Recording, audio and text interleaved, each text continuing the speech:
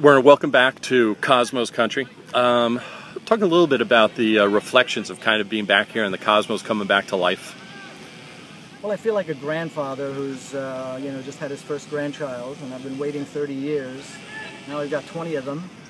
But it feels a little bit like that. I feel very parental about the Cosmos and the players and the staff, wanting them to do well and with the hope that they can finish the legacy that we started. Yeah. I think there's a lot of responsibility on their shoulders to perform. Hopefully Gio can keep that on his shoulders and let the players have fun. Yep. But I'm really looking forward to the beginning of the season and following the club. That's great. And now, so 30 years ago, you were on the field and you guys won the cup, the NASL Cup.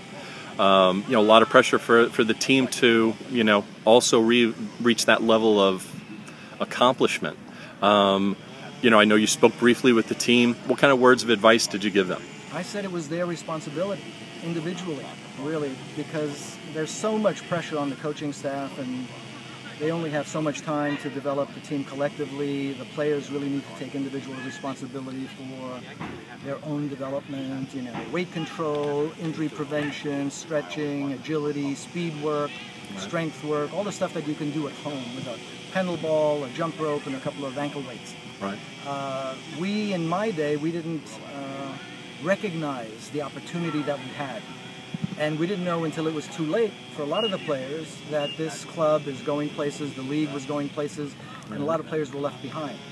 I mentioned to the team that the first time I looked around the room before our first game, my first season, 1972, I saw Barry Mayhew, Ziggy Stritzel, George Siega, John Young, of course Gordon Bradley, and it was all the guys you knew from the German-American League and from the all-star teams, and I said, yeah, we can win this. I think we can win this. Right.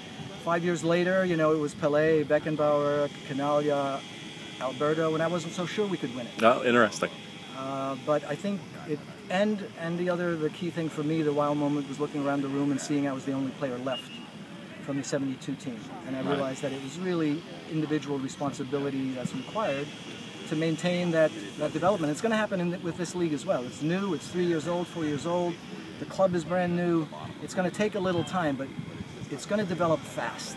And if you want to play, if you want to be a part of that future, you need to take responsibility. And that's so funny, where for us, an entire generation grew up watching you, and you still look great, and it's the same face, a little bit grayer, but but I think the thing was, you were the lone man standing. You were the American player that was on the field with all those amazing players. And talk a little bit about playing here on Long Island and the tradition and certainly what the anticipation is for these guys to fulfill that or live up to that. Well, Long Island was the family.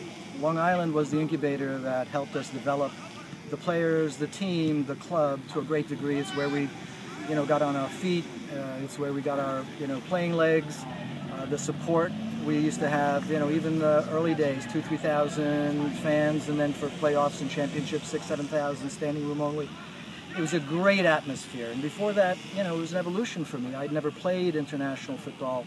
I played German-American League, I played, Metropolitan Oval, so Hofstra, Long Island support, it was fantastic. The progression, leaving was a little hard because we knew, we were leaving the family. It was kind of getting kicked out of the nest a little bit. But then, of course, that's where the future was for us, was Giant Stadium with Pelé, Beckenbauer, and Canaglia, and Carlos Alberto, and all the great American players. We had Shep and Bobby Smith and Ricky Davis. And, looking back in those days from the 77 championship, you could see the progression, and it was like, super fast motion. Now it's like coming back to 72. It's a little nostalgic. It's not Giant Stadium, right. It's Mitchell Field. But I think, again, there lies the opportunity. These players can see what we did then. Yep. And can embrace that, and I think that hopefully will give them some impetus and some ambition to try to reach that same level that the Cosmos did. And here's the tough question is that, so when you were playing at that age, now it's never been repeated, it's never been duplicated, the sense of having stadiums with 70 and 80,000 people in them. Were you aware of the euphoria, or were you aware of how bizarre it was, what was going on, or was it surreal at that time? It was a little surreal. The first couple of games, I remember Fort Lauderdale, 64,000, a playoff game in 77, where you kind of went into the stadium and you saw this crowd and it was a little surreal. But you get acclimated to that pretty quickly. And it becomes rote, and it becomes something that you use to inspire you, to create more of an incentive for the game. Because so much of it is, you reach a certain level, so much of it is psychological.